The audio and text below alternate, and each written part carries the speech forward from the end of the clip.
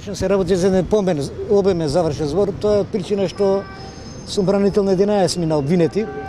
Мислам дека истиот ќе трае вкупно околу 8 до 9 часа.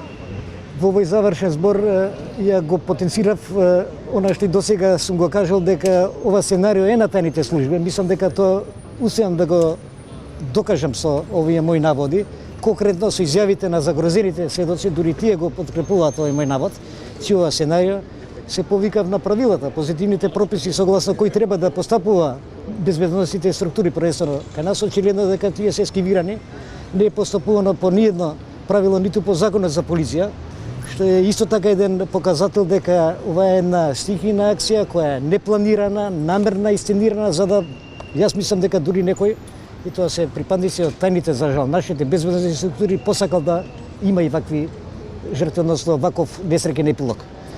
Ја мислам дека тоа ќе успееме да го докажеме, меѓутоа со помош на специјалната јавна обвинителство. Мислам дека овие разговори, преслушуваните разговори кои може да го доведат моментот на расветлување на овој кривично правен настан, на овој немил настан, тие разговори мислам дека се во надлежност за специјалната јавна обвинителство, бидејќи се исто така на незаконит начин прибавени и само во нив практично може вистината да се најде.